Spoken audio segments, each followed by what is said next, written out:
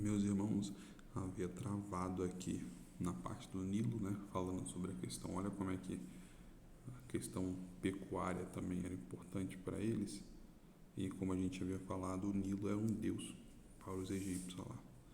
Então é um rio muito bonito e um rio muito útil, podemos dizer dessa forma, para o Egito e para a área também da alimentação egípcia, né? Olha aí, quão grande é o rio Nilo. Ele vai indo, vai indo. Ele é muito grande, ele passa por tudo ali, tá? Então esse é o rio Nilo. Nós temos aqui ao redor dele, né, o templo com umbo e mais uma questão, né, egípcia, mitologia egípcia vai estar bem aflorada aqui, né?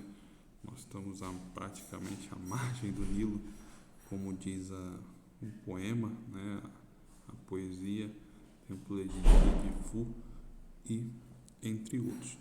Vamos lá, vamos voltar para outros e vamos entrar agora em outro rio, né? O Nilo, importante frisar aí, ele é um rio muito importante na época de Moisés, tá bom? E vamos lá. Tem um caráter sagrado, como a gente falou, tudo direitinho. Agora vamos lá para o rio Tigre, ou algumas traduções vão chamar, né? O tempo também vai chamar de Hiddekel.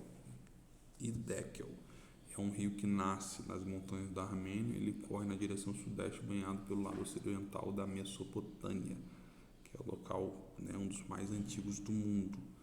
Ele tem cerca de 160 quilômetros com o rio ali, Eufrates, e nós temos as mudanças desse leito através dos tempos, pelos meios naturais, através de inundações artificiais, né? Às vezes faz algumas canalizações. Então tudo isso tem essa mudança, sendo que o percurso total do Tigre ele varia entre 1.780 e 2.300 quilômetros, segundo os dados oferecidos. Ele desaguava diretamente no Golfo Pérsico, né? Formava ali a Baixa Babilônia.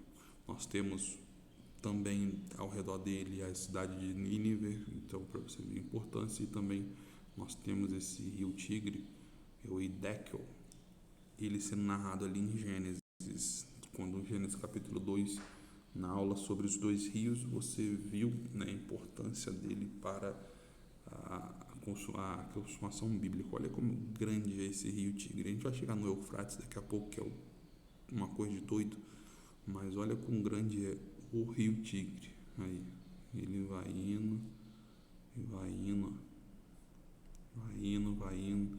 Então você vê que esse rio é enorme. Parece só um pontinho azul, né? Mas isso aqui tudo é muita coisa. É muita água, meus irmãos. Muita água mesmo. Aqui, ó. Inclusive aqui ainda é o rio Tigre. Ó. Ele puxa aqui para a esquerda e ele vai desaguar aqui, ó. Continua o rio Tigre, continua ele. Se você for seguir a trajetória do rio, vai dar no Golfo Pérsico. Então, assim, você vê quão grande ele é. Umas imagens aí para a gente poder dar uma olhada do rio Tigre.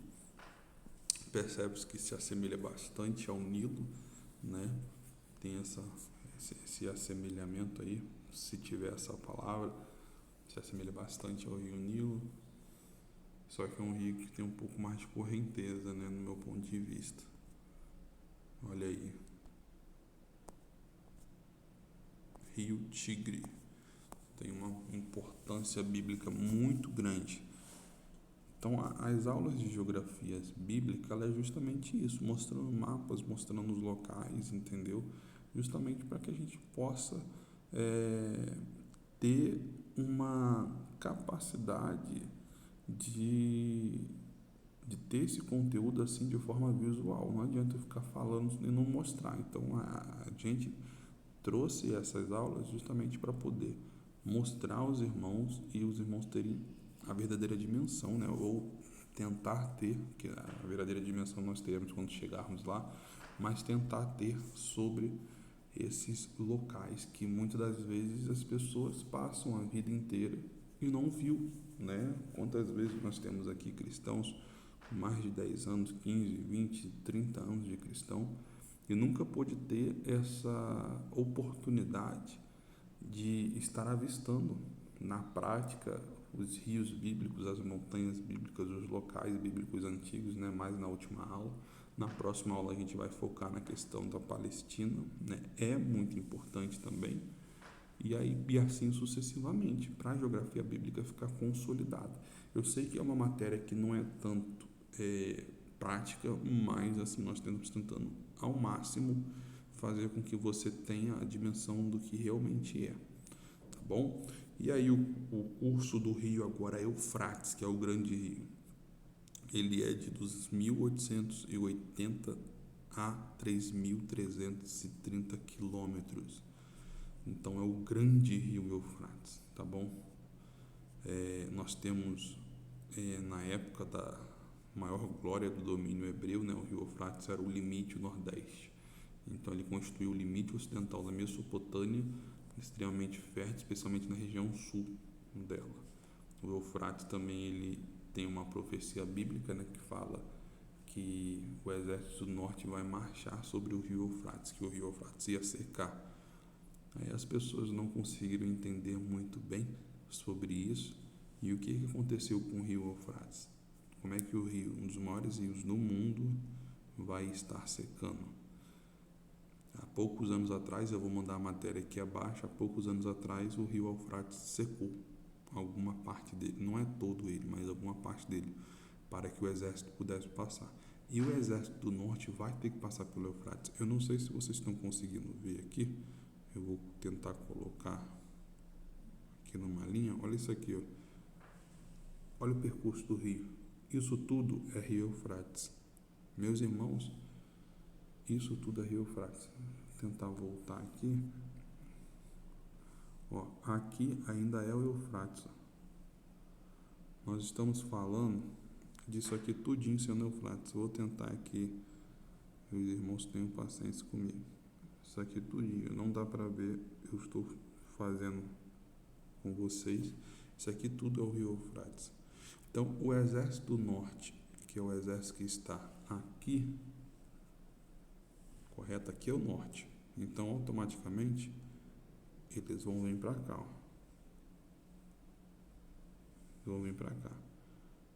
Para daqui, vir vindo para Israel, que Israel está mais abaixo. Ele vai ter que passar por aqui, com o rio seco, alguma parte, para o exército passar seco, correto? Então, assim, para você ver a importância dessa profecia bíblica que já, de certa forma, foi cumprida. O rio Eufrates já secou.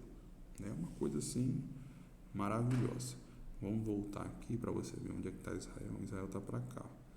Então, nós estamos falando de uma profecia viva, que para chegar aqui, eles têm que passar pelo rio, que o rio é aqui, ó. Tem que passar pelo rio. Tem que passar por esse rio.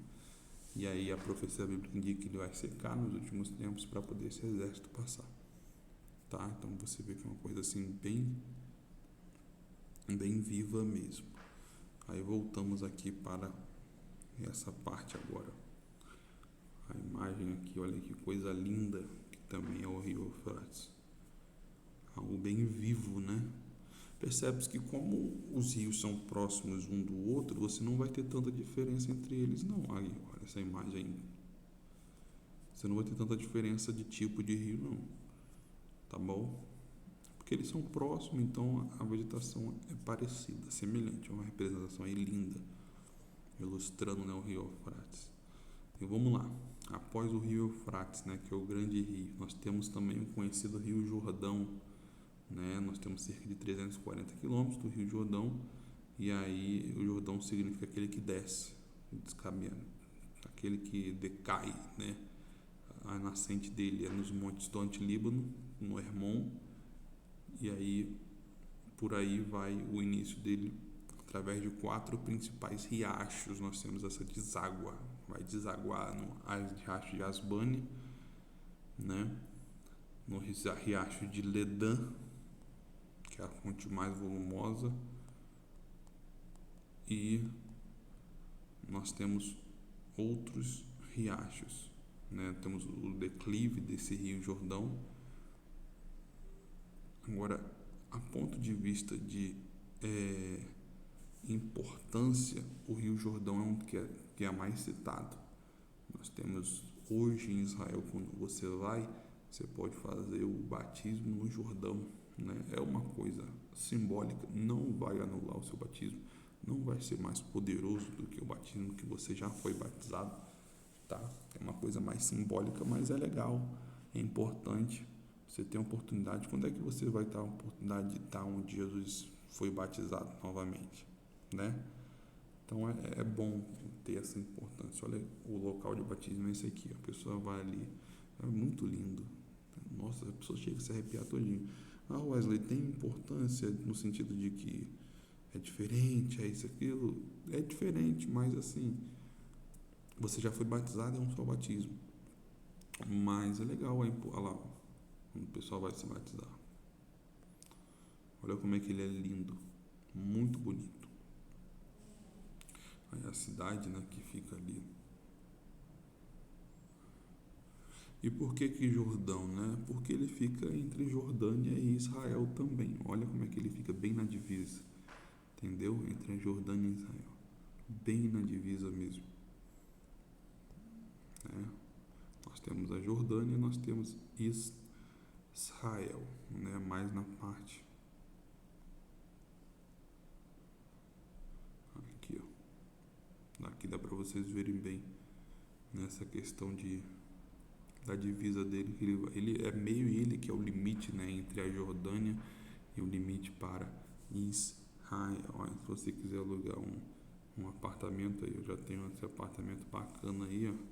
Tô fazendo aqui um merchan, olha aí, apartamento bonito, bem funcional, bem perto do Rio Jordão, ó. Olha lá, tranquilo, sossegado, por aí vai.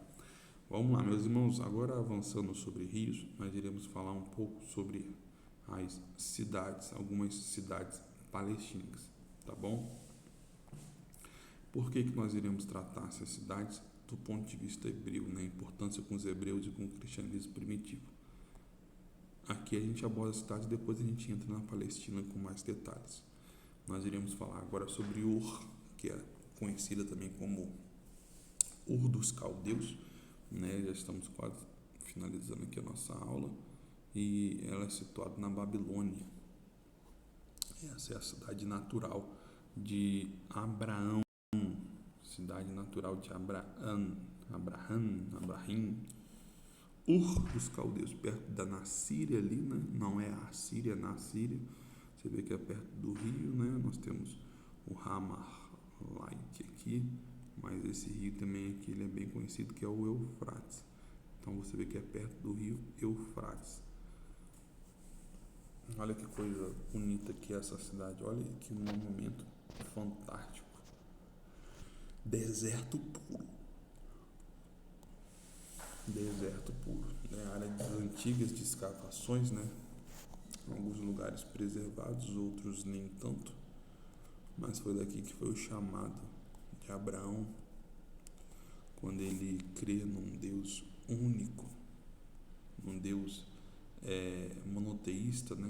Somente um Deus. Aqui é o Ziggurat Ur, é um monumento, né? Construído pelo rei Sumério ao longo da Idade do Bronze. Então, um monumento assim fantástico no ponto de vista de arquitetura, tá bom, meus irmãos? Do ponto de vista de arquitetura.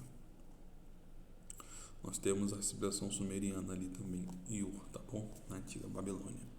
Nós temos Nínive, né? Que foi uma das cidades da Síria. Em Gênesis 10, 11 a gente vai falar sobre isso. E também nós temos Nínive referente a Jonas, né? Jonas foi pregar em Nínive. Olha aí como é que é Nínive. Uma cidade...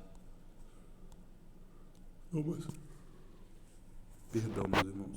É uma cidade assim, bem vasta, né? Bem intensa. E Jonas indo pregar lá em Nínive. Aí passa o rio Tigre aí por ela também. Salvo engano, ele pegou ali pro rio Tigre para poder chegar em Nínive. Então essa é a cidade todinha aqui. Cidade de Nínive, Ninawa, como é conhecido no idioma local. Além de Nínive, nós temos a cidade de Damasco, que é uma das mais antigas, se não for a cidade mais antiga do mundo. Então nós temos várias invasões aqui, né, babilônicas, persas, então assim, uma coisa fantástica. Hoje Damasco é a capital da Síria, né, como historicamente também é. Olha aí, ó. Síria é gigante. E o que nós temos aqui em Damasco para poder contemplar? Olha só esse local. Para você pensa que a Síria é coisa de doido, né? Não, é só guerra, não é bonito. Olha aí quão lindo é Damasco, que é o local mais antigo do mundo. Lá neva, né, também. Quão lindo é Damasco. Capital da Síria. Não é a Síria, é Síria. Tá bom? Como é que voltou aqui para cima novamente? Vamos baixando aqui. E aí, depois de Damasco, nós temos... Cadê? A cidade de Mênfis, que os hebreus conheciam pelo nome de Nof, como dizem em Isaías 19:13, que é a cidade uma das mais importantes do Egito, e teria sido edificada por Mênias, fica localizada a 20 quilômetros ao sul do Cairo, da cidade do Cairo, tá bom? As pirâmides mais famosas do Egito fica bem próximo de Mênfis, então essa aqui é a ruína de Mênfis, né? Olha aí. Nossa, dá até uma certa agonia, né? Quando a gente vê uma escultura desse tamanho aqui, ó. Olha isso. Isso não te causa um arrepio, não? Olha lá. Como é que eles esculpiram isso, né? Olha lá. Cidade de Mênfis. Trata bastante sobre isso e é próximo das principais pirâmides ali também. Então isso aqui é história em pessoa, né? É história em pedra. É uma coisa assim fantástica. Os egípcios têm essa ligação muito grande com a arquitetura, com arqueológica, né? Aí, além de Mênfis, nós temos a antiga bela capital do Império Babilônico, que é a famosa Babilônia. Ur dos Caldeus é uma das cidades, né, da Babilônia. Ela foi edificada sobre as duas margens. Perdão, meus irmãos. Ela foi edificada sobre as duas margens do rio Eufrates. Vamos ver aí um pouco da Babilônia. Também, Babel, confusão. Babilônia terá uma importância futura muito grande, embora eu creia que possa ser um significado de uma importância simbólica, tá? Em algumas partes aqui, ó, perto da Babilônia, no Iraque, né? Perto de Bagdá. Bagdá, coisa não é mole não. Bagdá, as coisas são pesadas lá. Mas já parou muito no noticiário do Iraque. Ficou bem mais tranquilo. Olha aí. Como é que é a Babilônia? Olha o rio Eufrates aí. Uma das partes, né, dele. Tem as ruínas, né, ali. Bem forte em Babilônia. Nós temos a cidade de Harã, que é onde tem a chamada também Padã Arã, né? Harã, Naarim, né? No Planalto ali da Mesopotâmia. Então é um centro importante militar, o centro de Harã. É importante frisar isso também. Vamos dar uma olhada. Você vê que tem bastante ruínas, né? Algo mais antigo, simbolizando como é que era antigamente, ó. As casas, as construções, como é que fazia comida. Então foi aqui onde Jacó conheceu o seu sogro Labão, trabalhou para ele, né? Em Padã Arã. coisa assim fantástica a gente está vendo a história na nossa frente, meus irmãos. Vamos valorizar cada vez mais essa oportunidade que nós temos, né, de estar enxergando a história viva, bíblica. Obviamente, lá a gente vai ver melhor quando nós formos, né, em Israel. Mas isso aqui já fica na Turquia, tá? Fica na Turquia, como vocês podem ver aqui. Fica mais acima deles. Turquia, que é um país importante também do ponto de vista bíblico, tá? A gente não tem muitas vezes essa dimensão com a Turquia, mas ele é muito importante. Nós temos a cidade de Tiro, Sidom, tem Atenas ali também embaixo. Cidade de Tiro, muito importante na era da Fenícia, né? 2750 anos antes de Cristo, ou seja, praticamente 5.000 anos atrás. É, sem dúvida nenhuma, uma das cidades mais antigas da Bíblia. Uma das cidades mais antigas da Bíblia. Nós temos a cidade de Tiro, tá bom? Aqui.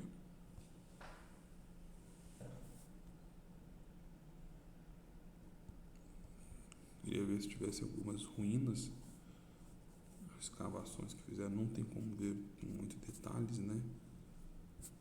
Mas aí nós temos a cidade de Tiro aí enfatizada. Cidade bem costa. Essa é a antiga Tiro, tá? Hoje em dia ela tá bem pequena, mas a antiga Tiro ela era enorme e aí foi reduzida a isso aqui no ponto de vista do ponto de vista arqueológico, tá? De preservação. Agora vamos para Sidom. Nós temos profecias apontando para Tiro, né? Nós temos profecias apontando para Sidom, que foram até locais que Jesus visitou em estrangeiros durante seu ministério, e também antigamente falam ao rei que está em Tiro, né? A profecia de Ezequiel 37, por aí vai. É a terceira maior cidade do Líbano, Sidom.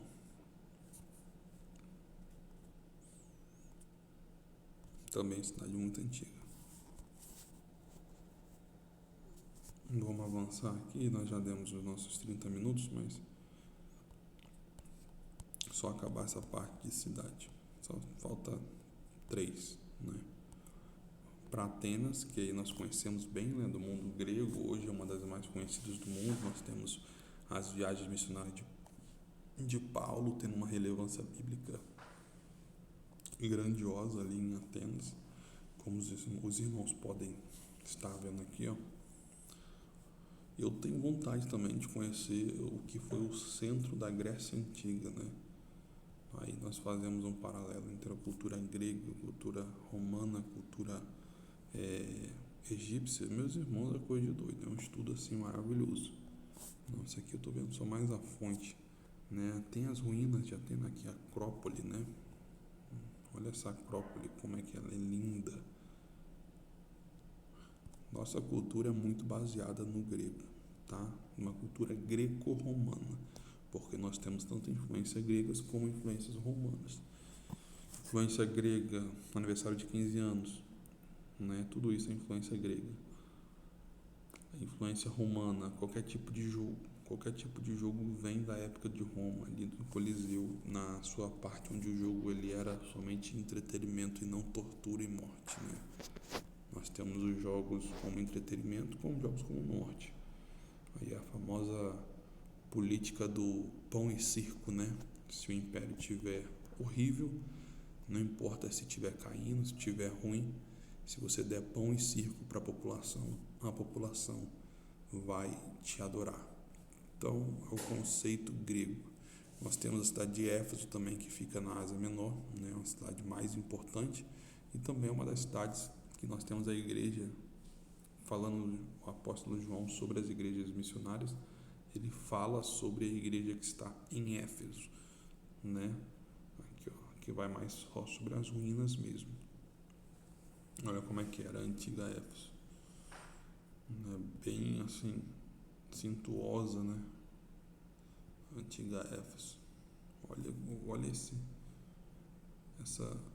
essa arena, né?